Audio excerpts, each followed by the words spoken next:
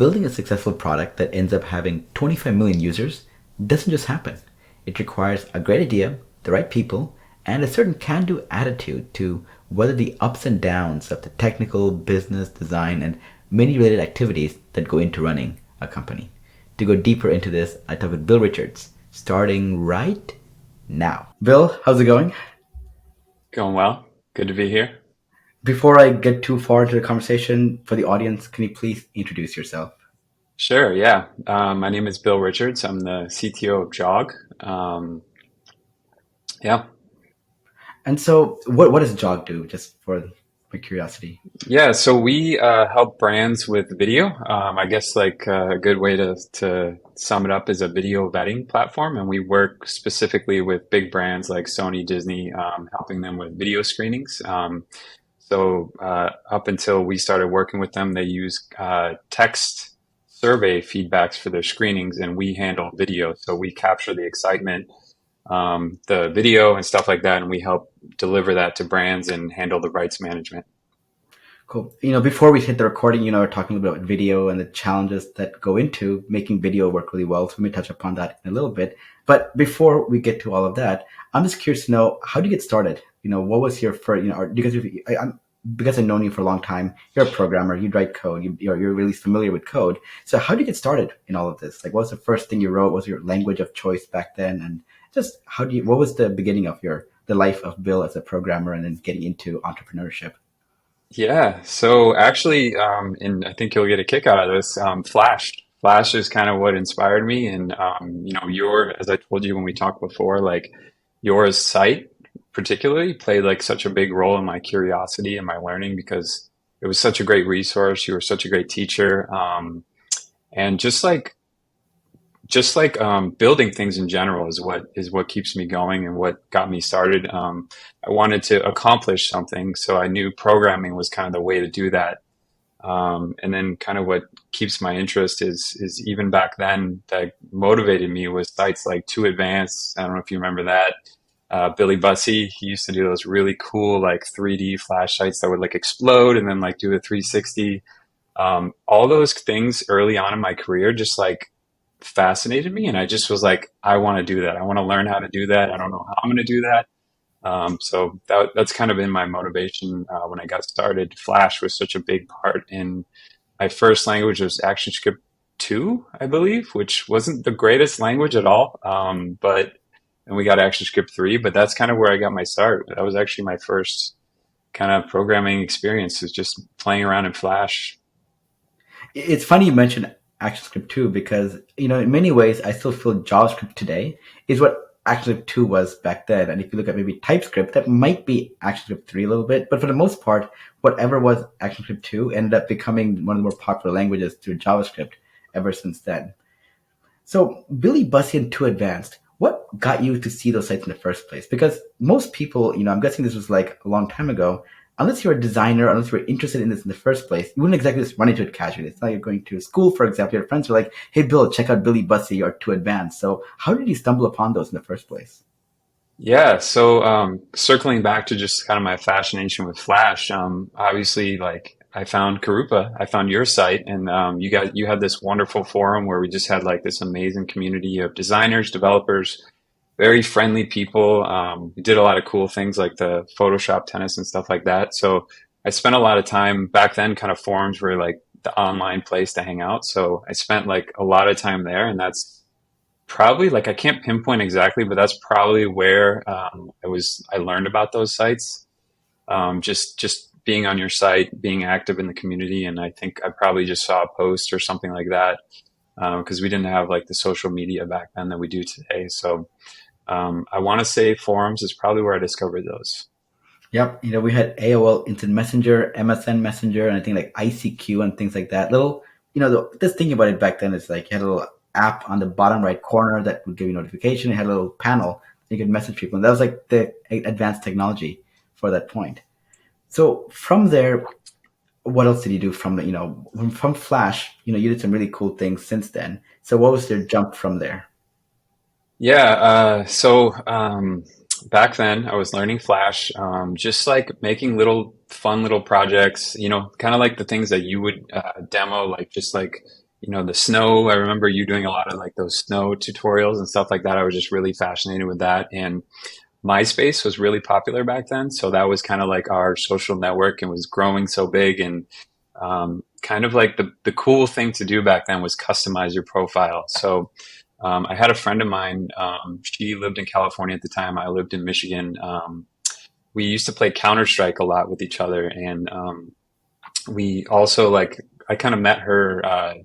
She was also into programming, designing and stuff like that. I met her on MySpace and we both had like customized profiles. And that was another kind of big, I think in a lot of people's early career back then was like learning CSS and stuff like that. Cause the kind of the cool thing to do was customize your profile, make it your own. And, we noticed early on that, MySpace had these kind of boring music players and everybody wants to express themselves, personalize their thing. So I made with what I learned from your site, kind of like my own little custom Flash player.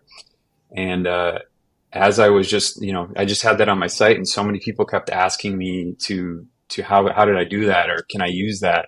So me and my friend, we were just like playing Counter Strike, and we were like, what if we just made a site for this? So that's when, as I told you, MixPod was born, and we just kind of made like a little quick MVP, a one-page site where you could go customize a music player and add it to your profile, and turn that into a business for 6 years.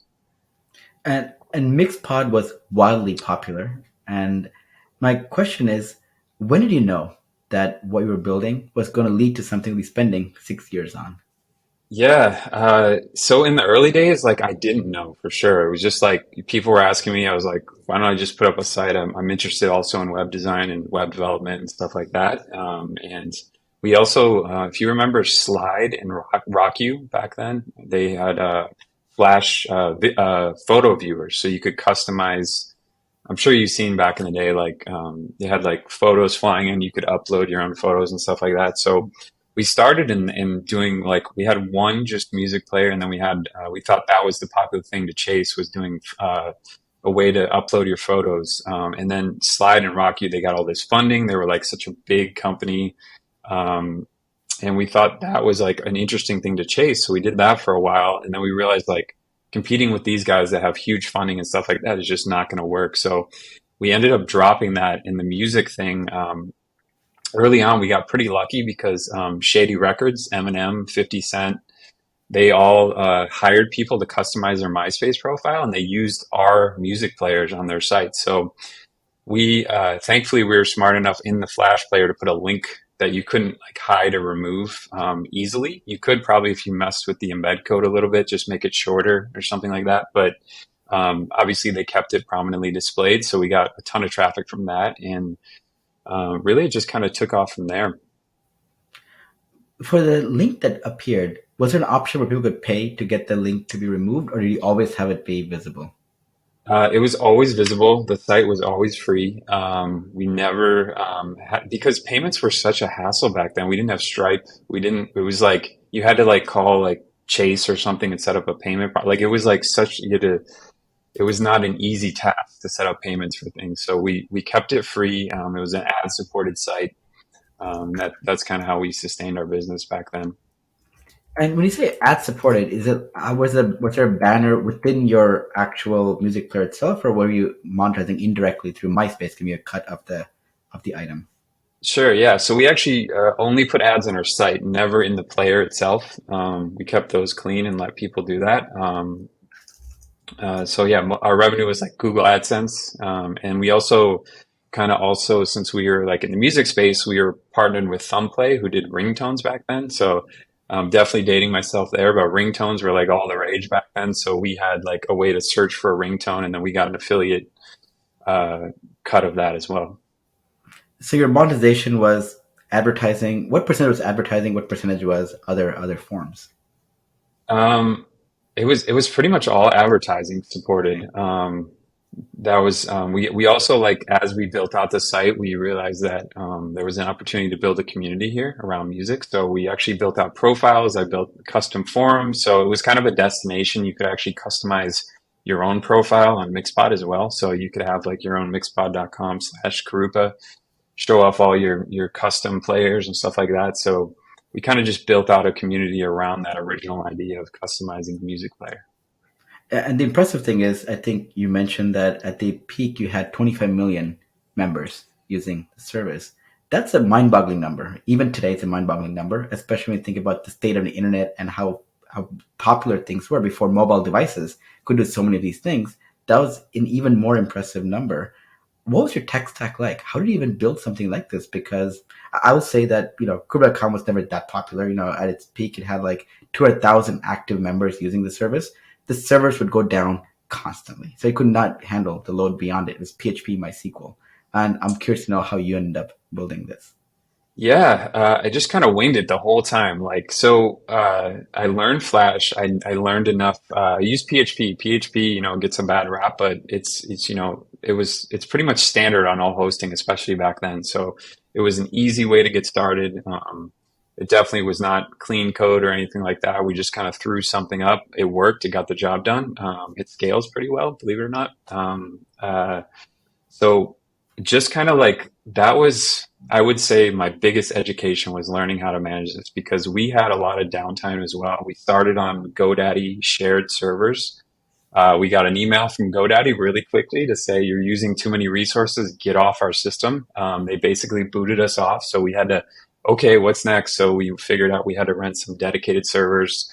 Those started crashing. I think on like our most popular run, we had like well over 1 million members in a month. So it was just like a constant battle. Like I lost so much sleep. Like I learned about Nginx, stuff like that to make the sites faster, caching, Memcache, learning about all those things, and just scaling database too. I talked to you before, like I think at its peak we had 6 servers, so we had just a master database and two read databases to kind of distribute the load, and then had a couple web servers to with a load balancer in between. So had to just like on the fly figure out those things. I definitely had some help from some friends in the forums and when we had to scale our database because we had so many users, like hundreds, millions of playlists, hundreds of millions of songs on those playlists. It was incredible, like the scale. So I had to hire Percona, who are database experts.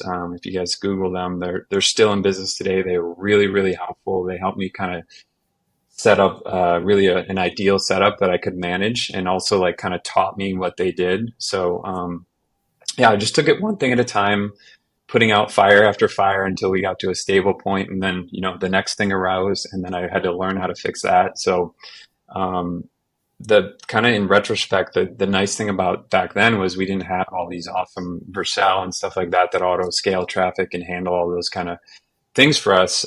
So like under the hood, this was like pre-framework too. So I had to like optimize queries, learn about indexes and databases and all those things. So really, really great learning experience to help me where I am today, just putting out all those fires for 6 years. Was it still just you and your friend and then working with Percona? Or did you have a team of people at this point? Just me and my friend for 6 years. We never had the need to kind of grow. We were able to manage it. It was once we got it kind of stable, it was just a matter of like just building cool stuff. Like we just kept adding new players. Kind of a big motivation for me in the early days was Winamp. They had all those customized skins and the visualizations and stuff like that. So we had a couple dozen players that you could customize multiple colors on each player, and we had like I think it was like 12 to 15 different skins that you could choose from. So my kind of ultimate vision was to have like a developer kit. I never got to that back then, but that was kind of my dream, was to just do like a new version of Winamp, a modern version of Winamp. So and also a side note on one of the things that really helped with our growth that Flash helped with was it was almost like you could build mini applications within your little Flash widgets, right? So we had players when you were like listening to, we also, by the way, we use YouTube for videos. So we had customizable video players. When you were watching something, you could actually like click a little plus button. And when you click that, it would ask you to log in or sign up from within the widget itself. So anywhere someone took the code, put it on their MySpace, put it on their blog, anywhere you could sign up from within that widget. So that kind of helped us go viral because you didn't need to go to our site. You could just interact with the widget, make an account, set up, start your player, get the code from within somebody else's widget, and just kind of it was like a mini platform that the more widgets we had, the more like sign up opportunities we had across the web. You're making it seem like it was trivial, right? It's like, oh yeah, I just have the sign up form in the middle and make it work. There are two parts to this. One is the technical side, which Flash definitely made really obvious. But the other part's the user experience, because many people would not have made that jump to what you just did and said, oh yeah, I'm going to build a login directly within this, because the current thinking would have probably been using the templatized approach you see in all the apps today is it's better for people to go to your website because it is that your widget is a top of the funnel activity that gets you to your main content. So you deliberately made a choice that is unfortunately very counter to what conventional wisdom today says you should do, and which was, of course, the right thing and very successful for you to do that. What made you decide on that path? Because I'm pretty sure if you were reading the conventional books at the time on how to scale and grow, this would have been the exact opposite of what the top recommendations would have been. Yeah, that's a really interesting question. I think it just boils down to I thought like what would be the best experience for the user, right? So like obviously we're ad supported, so like I wanted people to go to my site, but I didn't want to like force them to do it. I wanted to just make a cool experience. You know, you interacting with this customized player, you're like, hey, I want to get one of those. And then you click around and you're like, whoa, I can sign up from within here. This is amazing. And get the code to put it on my blog. Obviously, when people sign up, you send them a welcome email. So that is kind of like a way to get them to your site later. So I just thought it was a better user experience. I thought it was a cool thing to do. And it just kind of blew my mind that like I can embed my onboarding flow within all these widgets across the web. It just felt like the right thing to do. So we just did it that way. Do you do any A/B testing, or was it just I'm going to try it out, ship it, and then iterate based on live feedback?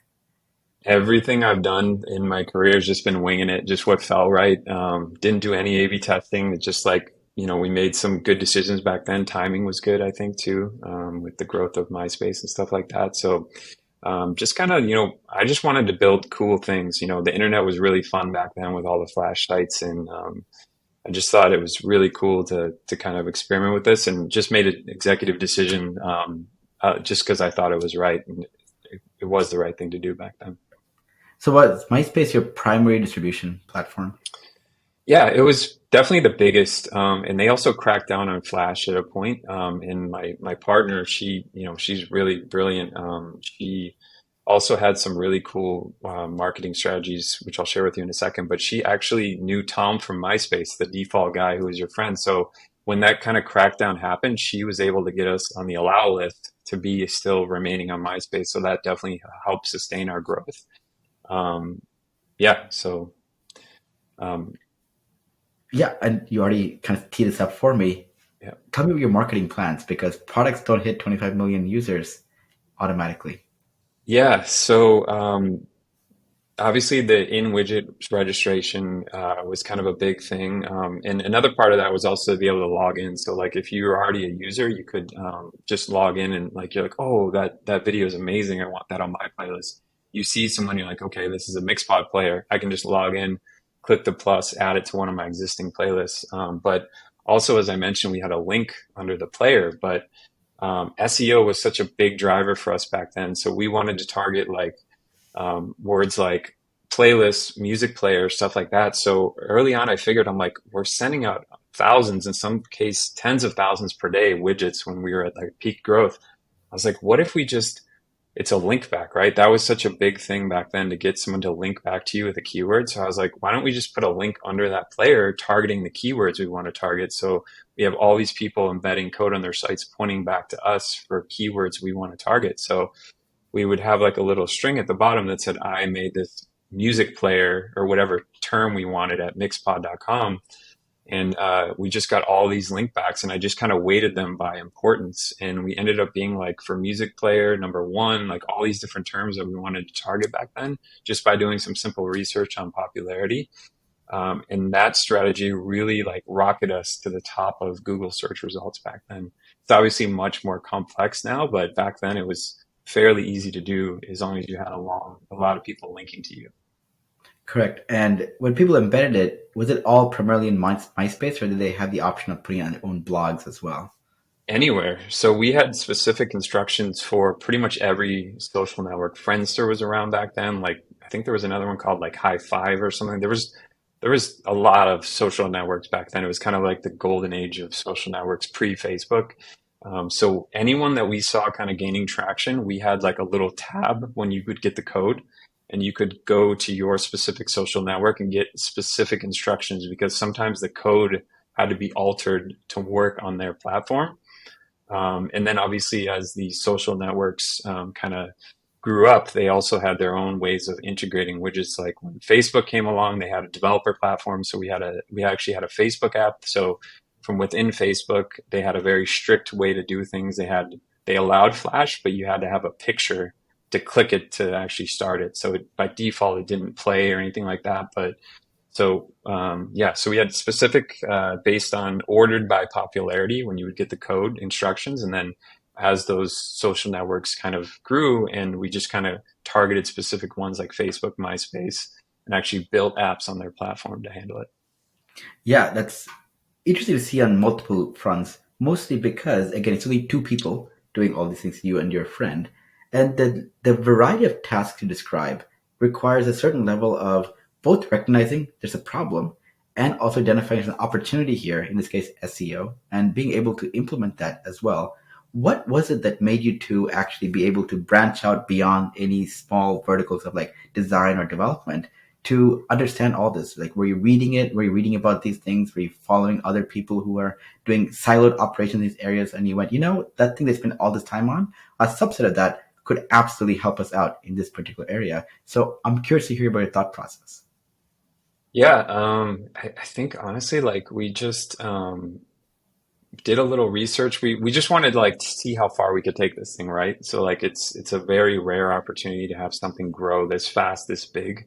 We just wanted to see how we could maximize everything. So we definitely did a lot of research, a lot of Googling.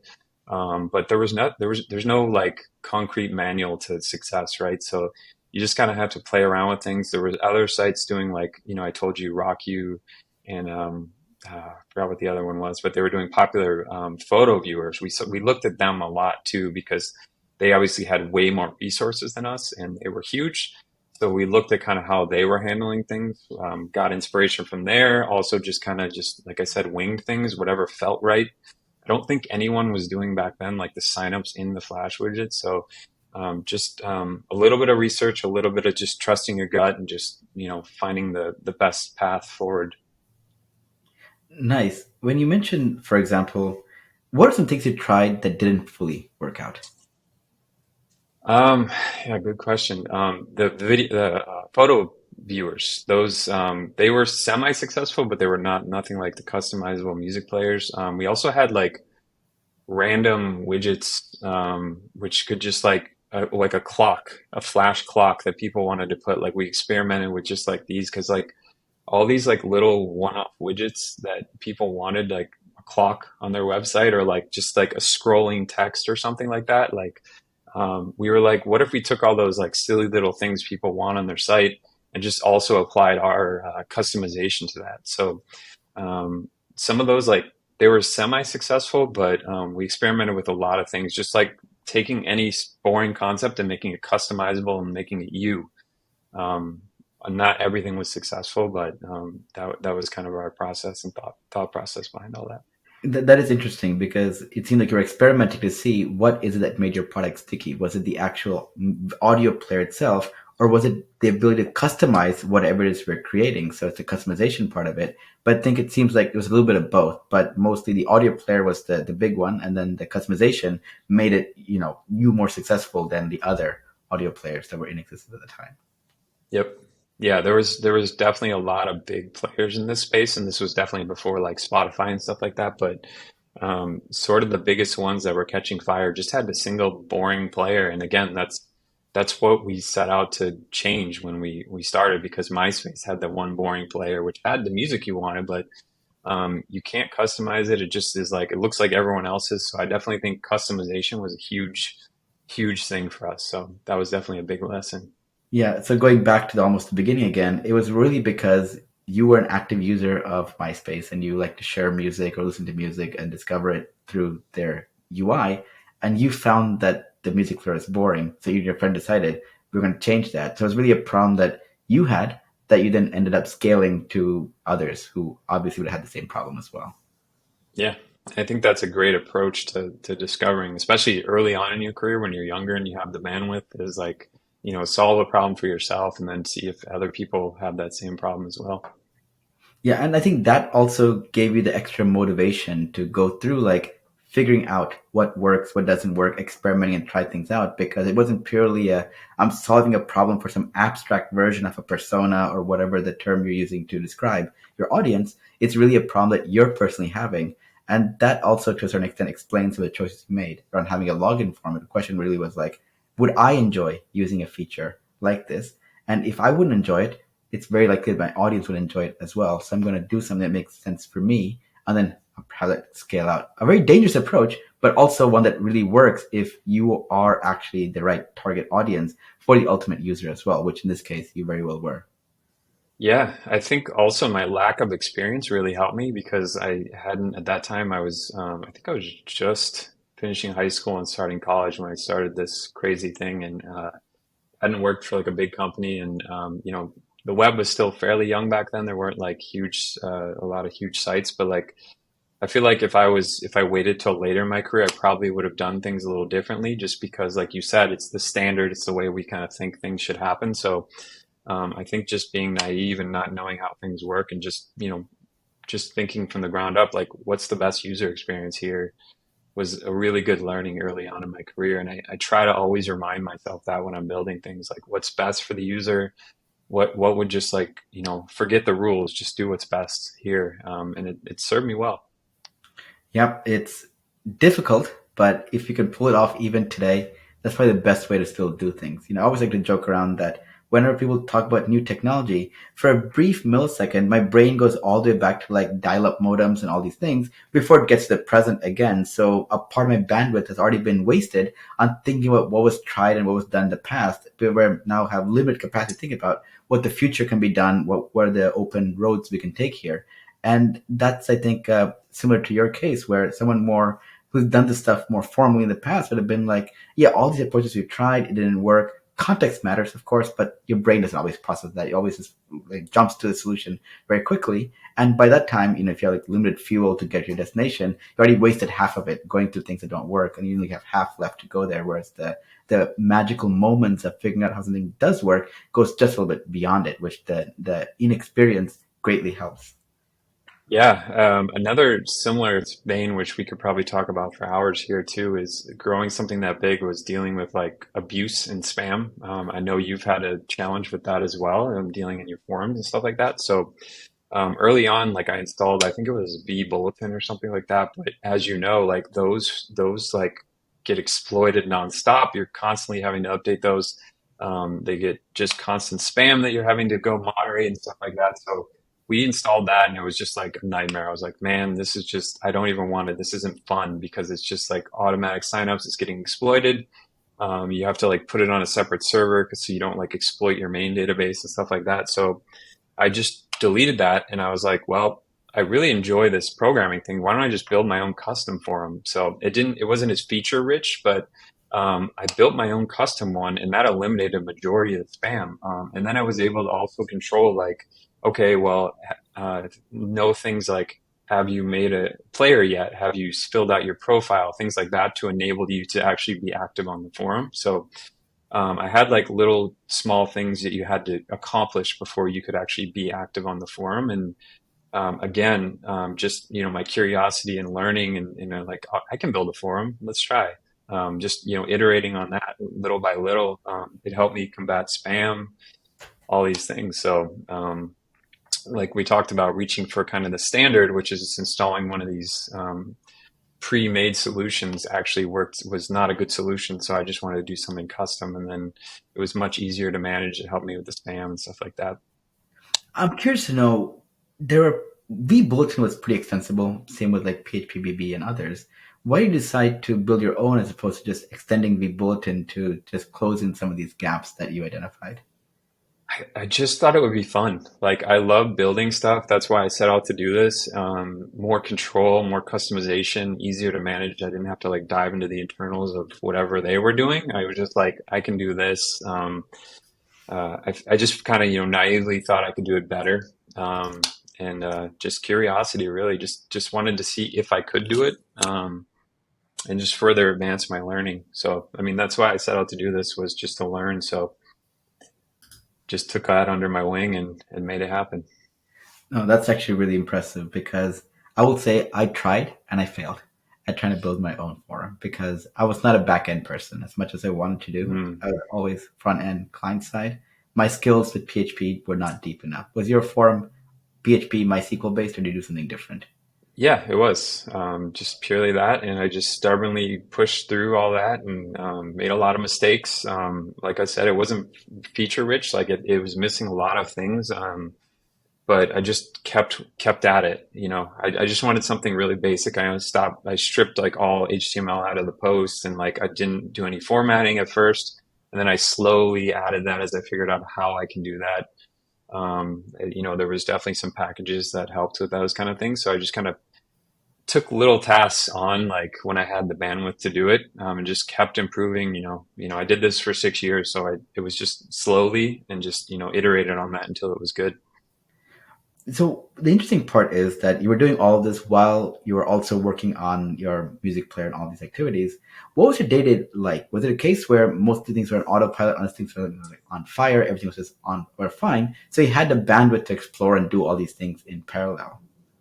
Yeah, it kind of varied day to day. If there was a lot of fires to put out, like obviously, it was just me and my partner. She was more of a graphic designer. She knew like a little bit of like CSS and stuff like that, but I had to figure out everything else and in between. So I was always on call if something was, the server was on fire. So if I wasn't putting out fires, I was like, what can I build today? How can I make this better? And then there was definitely like some weeks where things were running smoothly and I just wasn't feeling creative. So I just took some time off. I think that's important too, to kind of get a break from things, so you feel fresh and motivated. So just kind of took it day by day, didn't have any strict agendas. Just always just passionate about learning and getting better. How did you find out when things were on fire? Did you have some kind of a service set up to notify you when things are broken, or was it mostly just someone emailing you going, "Bill, things are not working"? A little bit of both.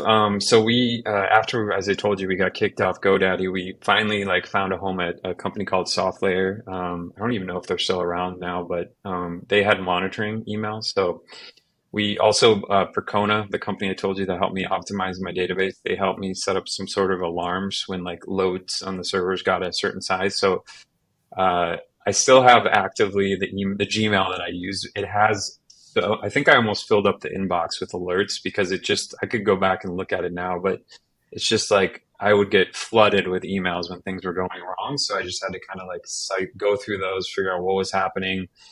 Can I fix this myself? Do I need to hire somebody to help me? Like things like that. But, and then on the other side, obviously, if I made a change, to the site and there was something wrong, I would just get a flood of like angry emails from people. So a little bit of both. I spent a lot of time just like in email. Didn't really do too much support. I replied to people that were genuinely having a problem and stuff like that, but it was so overwhelming for just us two on support because we would get thousands of emails a day of like feature requests, angry, people telling us about various random things, spam, everything. So we just kind of had to just do our best, going through our Gmail then to get to figure out what we should focus on. Your product was fairly successful. Why did you not expand beyond it? So you could outsource or offload the work on support and emails and so on to someone else. What was your thought process behind leaving it with just the both of you to handle the bulk of it? Yeah, that's a good question. I think it just was like we wanted to do something, right? Like I know a lot of people like successfully like get this running, hire some people to do it, move on. But we just enjoyed doing it. We liked doing it. We would just kind of play games and just work on that site, and it was easy, challenging, definitely. Some days it was headaches, but for the most part, it was fun. Like it was kind of like my playground, kind of like your Karupa, your site that you have. It's just something fun to go on every day and just tinker around with. and knowing that like I can make a small change and like millions of people can potentially see it and give me feedback on. So yeah, that's kind of it. And at this point, were you still also juggling college and MixPod at the same time, or were you working full time on MixPod? Yeah, so I'm actually one of those people that dropped out of school because I was so as you know in school in my college I was learning I was getting a computer science degree and they're so far behind on technology. Like they were teaching just like, you know, very basic HTML, things that were not helping me. I was showing up to class like I was helping my teachers in a lot of cases, like learn things. So I took what I was doing and I think we got our first million users and I showed my teacher and she was like, "What are you doing in school?" And I was like, I don't know. It felt like the right thing to do. So I just like thought long and hard about that. And obviously, like, you know, your parents don't want you to go down that route. They think you're just playing around, but it just kind of got in the way. And we were growing so fast that I just decided that was the best decision for me. It's not the best for everybody, but I just made the leap and jumped into it and I never looked back. You know, here we are like 20 some years later. I'm still doing well, learning every day. So. That is great to hear because you fall down the fine path of like a Steve Jobs or a Bill Gates here, so it's not completely unheard of. But I agree though, like just thinking back at that time, it's I think it's more accepted now. At least I feel like it's more accepted now to kind of take that leap and do this. You see like all these various opportunities where formally you get to sign up to an incubator or a program where they encourage you in some ways to drop out and do these kind of activities. So it's quite the leap though to do that back then. So that's a great form of risk taking that has paid off really well for you. Yeah, we actually did branch out a little bit with some other products. I had some success with a site called TubeChop, which was there's a little Flash interface. You could load up any YouTube video and clip an interesting part out of it. You know, they have that now, that feature, and I think TubeChop was definitely like an inspiration for them because it was so wildly successful. We advertised it a little bit on our site, but it was just a simple site. You could put in a YouTube URL, load it up. I made a custom trimming interface on in Flash. You could target the part you want to trim to share with somebody because back then you couldn't do that. They didn't even have like that little you query param where you could start it at a certain time. This was in the earlier days, and it was wildly popular with teachers, the teaching environment, because they wanted to share things in the classroom that they found on YouTube videos. So it made a little, thanks to Flash, I didn't actually have to trim the video at all. I just loaded it up, seeked to the start time, and then stopped it using just like a little timer at the end time on their clip. So the player had the illusion of the start to end. It didn't show the full timeline. It showed like your trim duration and everything like that. It was just a little trick in Flash to make it look like it was trimmed. Didn't alter the video, didn't do anything against their terms of service. Loaded up the full video, seek to the part you want, and stop it at the part you want to stop. And you could also add a little comment on why you trim that if you're sharing it with somebody and stuff like that. So, and then we hosted a little page for you to share that. Also showed a little like CSS little bar in the clip you trimmed, like so you could see in the grand scheme of things which parts were clipped, and then you could also see the full video. There was a link to it. So we definitely experimented with a lot of things. That's really, I was about to ask exactly how you stored the video. So it was almost a case where the original video was still on YouTube. The Flash player took the video source from YouTube itself and just gave the visual treatment that gave you just a trimmed content part of it. Yep. That is actually really cool. And I can go deeper into asking how you came up with the idea and so on, but I may get to that in a little bit. But I do want to talk about getting back to MixPod a bit again. You talked about you had all these social networks that you provided integrations for, and you also had a Facebook app as well. And of course, today we know that for the most part, Facebook is the app that replaced all the apps you've listed in terms of a page we can connect with other people. And so, what happened next when MySpace started going to go down in popularity and Friendster and Orchid and all these things? So, how did you manage the transition? Yeah, there was a lot of things going on back then. Obviously, Steve Jobs famously killed Flash, as you know, just kind of, you know, made it irrelevant. I kind of fought that for a little bit, as we discussed, because there was this looming thing I had to learn called Objective-C, which was really foreign to me, really difficult, very verbose language to learn. Didn't know C either. Started kind of like tinkering around with that because I knew like I needed to get this iPhone app done So I ended up hiring an agency to do that, and got version one in there. It was really successful because I could advertise it on my site. I think we were like top 20 in the music category or something like that.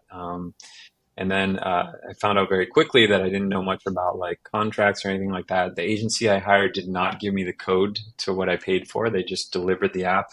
So like I couldn't make any changes. Me being a programmer, I was like, oh, this is annoying. And I didn't want to pursue like legal action. And I also didn't get that in writing or anything like that, that they owed me that. So I just stubbornly was like, okay, I'm going to learn Objective C. I knew this was like kind of where we needed to take our business because Flash was dying. So stubbornly, I just, started, quit, as I'm continuing building out the site. And eventually I got enough to get like a version one, replace the one I paid for that I hired somebody to do. And just stubbornly pushed through that. And then, as you mentioned, kind of Facebook took over out of the blue.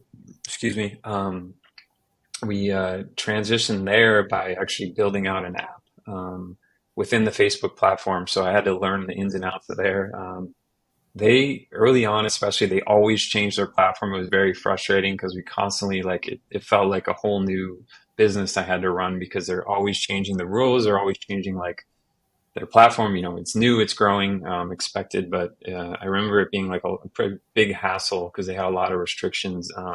It just wasn't the same. Facebook was like their profiles are very boring, very corporate, which people liked for a long time because you could discover your friends, but they were very like just, the blue and white interface. Like you could put this little widget on there that was customized, but it wasn't the same vibe as MySpace. So things like, we had like this initial curve when we transitioned to Facebook as being the primary source, but um, ultimately, like we had like this jump for Facebook, and then it just started slowly declining. And then Facebook got rid of Flash.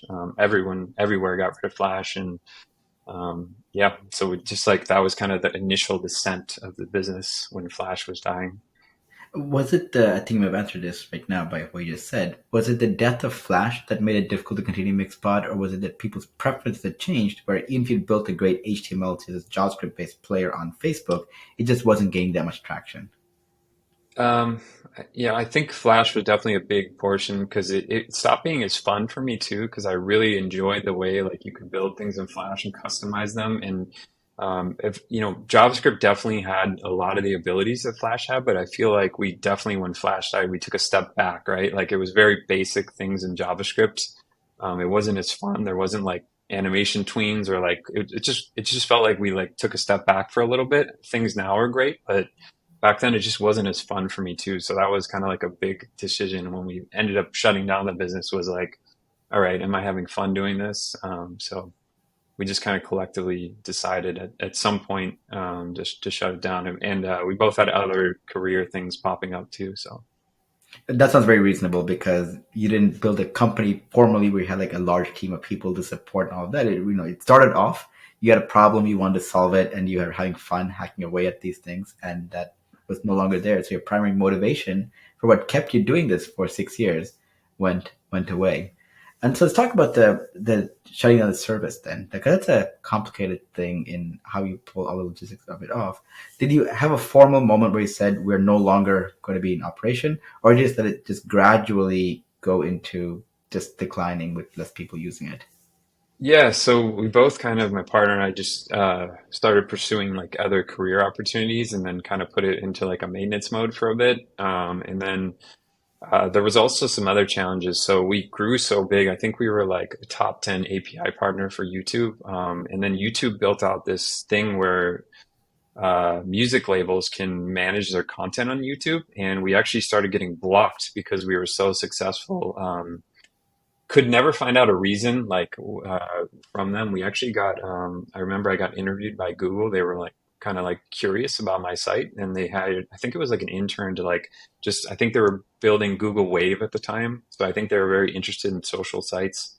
I interviewed with them. They asked me a bunch of questions about how my site works and stuff like that. And then shortly after, like we started getting blocked on YouTube. So I don't know like there was any correlation to that, but um, and you could certainly just change the Flash player's URL and to get unblocked, but I didn't want to play a game of cat and mouse. And we tried to contact the labels. It just, you can't get through to them. So a lot of those decisions made it easier then when those things started popping up. I think it was just like, we were on their radar. We were so big and they didn't like that they weren't in control of it. So, to this day, it's still kind of a mystery, but thankfully we each had sort of our own career things kind of flourishing at the time too. So, and then it just boils back down to, is this fun? Is this, like stuff like that. So we just collectively, I think we gave a little bit of notice. It wasn't much, but then we just shut it down and put a note on the site saying the reasoning,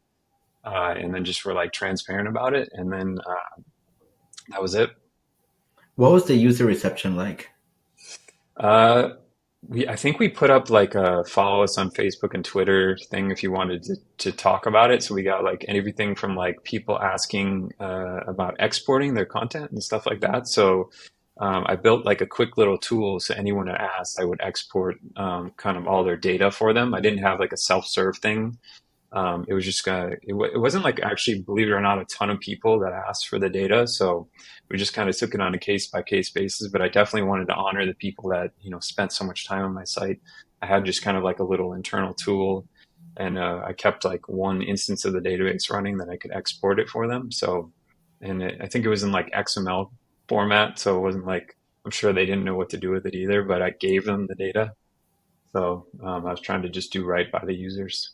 Yeah, I was curious to know what exactly was going to be exported because I wasn't sure if we are going to be exporting the actual audio files themselves or was it going to be just their preferences of like their playlists or whatever they liked or made their own essentially.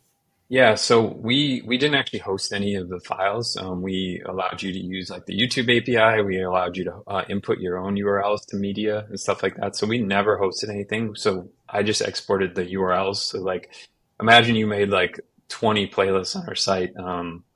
You wouldn't want to have to go remember where all those URLs were, like, or like, you might know them, but putting them together in those organized playlists, I thought that would still be valuable for people. And like I said, like we didn't get thousands of people asking for that when we shut down, but there was a handful of people that were like, oh crap, I want that data. I spent years organizing my perfect playlist. So that's why we exported in XML. So if those people wanted to have that data, you could also customize. So even if you made a video playlist, another cool feature we had was you could override the titles because like sometimes the titles are really weird and like SEO, people would do on YouTube and stuff like that. So you could override those, make those look nice and pretty in the player too. So all that work you put in, I just wanted to make some sort of way for people to get that data out of it.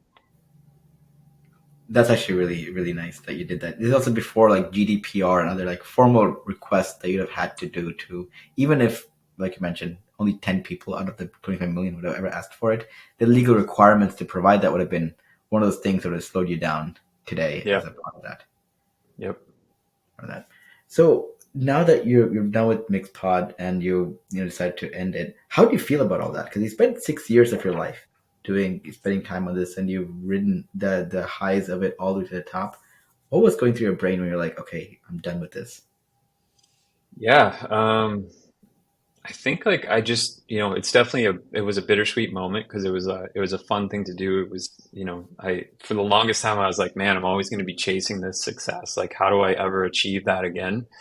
Moment. But also like I realized very quickly that that was like invaluable education those 6 years, right? So like as we chatted before, like I was trying to figure out what was next for me after Mixpod, and uh, I ended up doing in the very early days when these coding boot camps came along. I did one in Seattle. I was living in Florida at the time. I just fully immersed myself.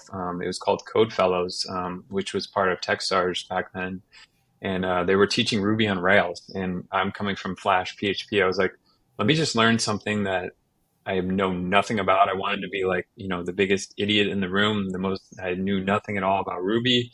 I was just like, let me just go do this for a month. I was fortunate enough to be able to afford to go out there and just live there for a month, immerse myself in it. And I found out really quickly that like all those years of just grinding through problem after problem, not knowing, like, a lot of times there wasn't good Google resources. I don't even think Stack Overflow was available early in the days then either. So I had to dig in forums to find out things, ask questions, keep trying until it worked was kind of like my approach. So I found out then that, like, for me, like, things came easy because, like, I've been through fires. So, like, just like, even though I didn't know these programming languages, it was very easy for me to pick up because it's just like my natural muscle memory was to just figure it out. Like, yeah, there was no other option. I had to just figure it out. So I took to Ruby on Rails very easily.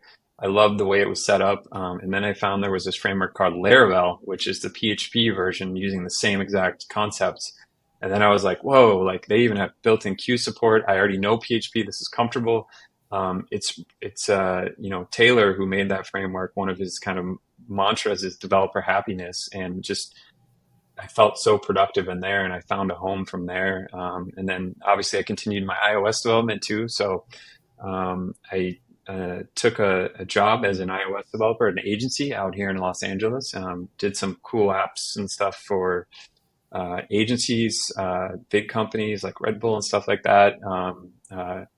Fox ADHD, which is like this really cool animation show that they had. I like learned all about GIFs and putting together iOS apps, and found that when I was at this agency, I actually had a lot more knowledge than I thought I did because I never formally worked at a company, and I kind of positioned myself as more of a junior developer. I didn't like I always assumed I didn't know as much as formally trained people, but when I actually got on the job, like, I actually knew a lot, and I quickly got pushed into the lead there.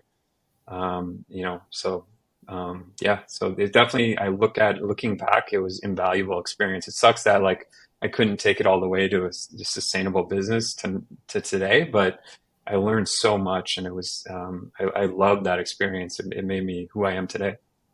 No, that's great to hear because many people, when they get to that moment, there are two paths there. One is the more productive path that you took, which is I'm going to relearn, see what I know, what I don't know, and get back into it.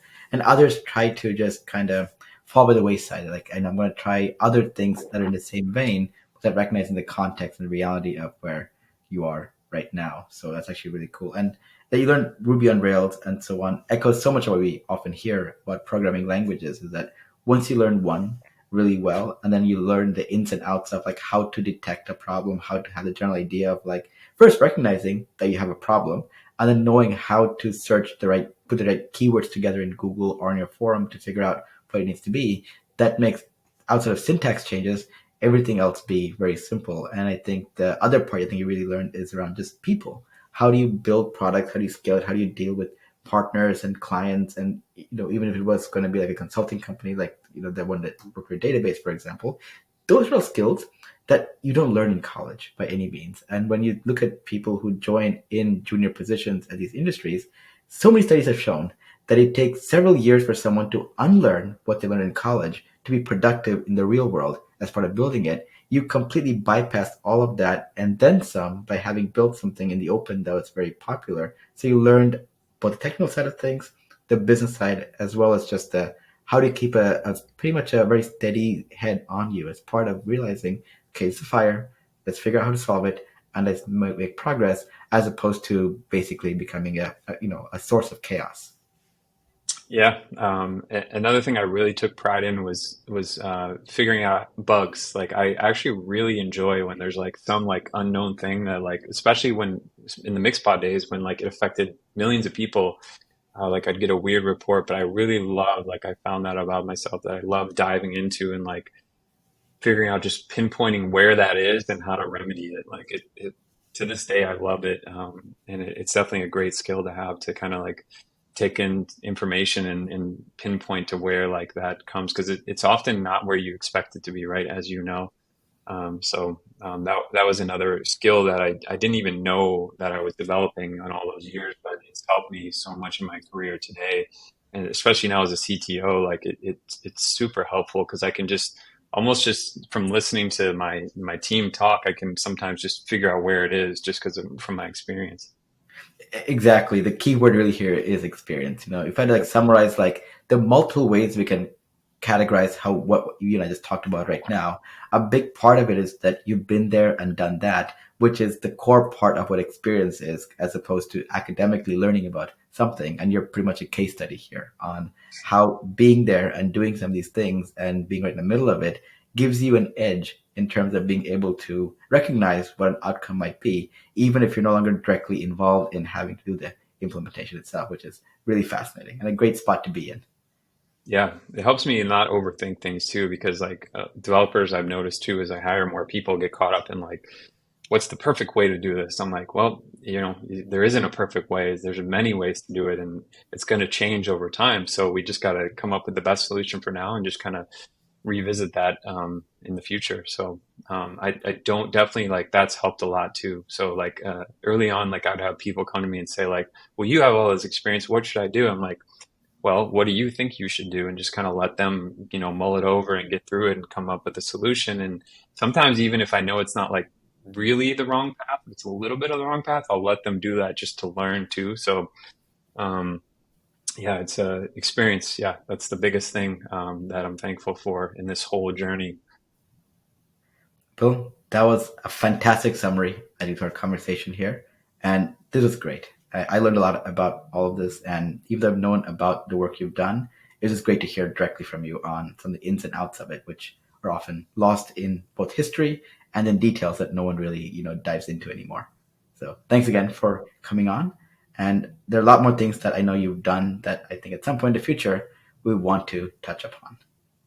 Absolutely. Thanks so much for having me. And I'm so glad to see that your site is still thriving. I've learned so much from you, from your site, and I just can't thank you enough because I really do feel like I can pinpoint in time like just that era of Karupa and like just all the tutorials. I wrote my first tutorial on your site. So I just want to make sure to give you your props. Thank you. You are appreciated. It's all teamwork. It's a group of people who made it work. You're a big part of it. That's what community is. That every person who contributed to that played a big role in its overall success. So you get the credit as well.